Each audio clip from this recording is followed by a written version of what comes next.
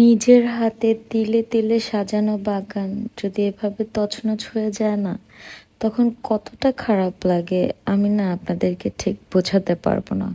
হয়তো আমার মতো এরকম ঘটনা যাদের সাথে ঘটেছে একমাত্র তারাই হয়তো আমার এই কষ্টটা বুঝতে পারবে। আমার এই বাগানটা না আগে ঠিক এরকম ছিল, একদম ফুলে ফুলে ভরা, দেখলেই মনটা জুড়িয়ে যেত।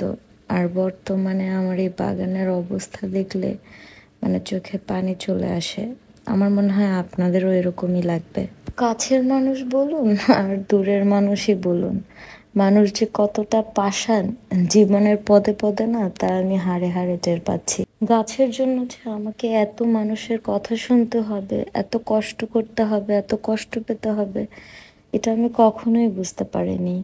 আসলে গায়ের কষ্ট না সহ্য করা যায়, কিন্তু মানুষের মুখের কথা না, কিছু কিছু কথা, এগুলো আসলে সাপের ছোবলের চেয়েও ভয়ানক। এটা যদি আগে বুঝতে পারতাম না, তাহলে কখনোই না গাছ লাগাইতাম না। কেমন লাগছে গাছগুলো মুক্ত আকাশে দেখা পাবে। স্বামীজিকে যে এত কষ্ট দিচ্ছি দেখুন, তারপরও তার মুখে একদম হাসি, পান একটা মুখে দিয়ে সে বেচারা প্রচন্ড কষ্ট করতেছে আমার জন্য। যা হোক, কেন এত কষ্ট করে যে গাছগুলো সরাচ্ছি সেটাই আপনাদের কাছে বলা হয়নি। আসলে বাচ্চা দুইটা ছোট, তো এই জন্য না আমার সব গাছগুলো নিচের ছাদে রেখেছিলাম।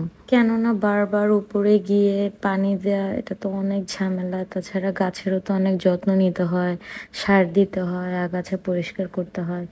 এগুলো আসলে বারবার উপরে গিয়ে দিব অনেক প্যারা হয়ে যায়, এই জন্য নিচের ছাদে রেখেছিলাম। যা হোক, বিভিন্ন কারণে সেগুলো সবার পছন্দ হয়নি। কেন হয়নি, কি কারণে, এগুলো আর না বলি, যত বলবো অতই খারাপ লাগবে। শুধু এটুকুই বলতে চাই, আসলে জীবনটা অনেক ছোট, তো কাউকে ভালোবাসতে না পারুন, উপকার করতে না পারুন, অন্তত কাউকে কষ্ট না দেয়াই ভালো। মানে আমি ব্যক্তিগতভাবে এটাই বিশ্বাস করি। ও দেখুন না, লেবু গাছে কি সুন্দর লেবু ধরেছে। এটা না আমি বরিশাল থেকে এনেছিলাম। লেবুটার ঘ্রাণ এত সুন্দর, ঢাকায় এই লেবুগুলো বেশি পাওয়া যায় না। অনেক কষ্ট করে এই গাছগুলোকে আনলাম, ছাদে করলাম, এখন হ্যাপি। এই মানুষটা না আমার জীবনে ব্লেসিংস। 7 জন্ম তপস্যা করে না এরকম একজন পার্টনার পাওয়া যায়।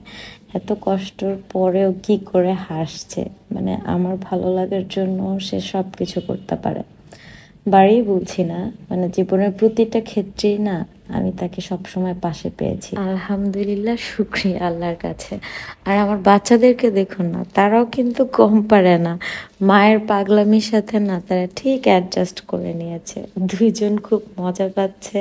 আমি গাছের পরিষ্কার করছিলাম, গাছগুলো জায়গা মতো রাখছিলাম, আর এরা খুব দুষ্টামি করতেছিল। আমার এই পিচ্চি দুইটাও না গাছ খুব ভালোবাসে। আমার ঘরে যে এত এত ইনডোর প্লান্ট না, মনের ভুলেও তারা একটা পাতা ছেড়ে না। এমনকি ছোট পিচ্চিটাও ছিঁড়বে না। একবার শুধু গাছ ধরছিল, আমি বললাম মাম্মা না, ছিঁড়ে না।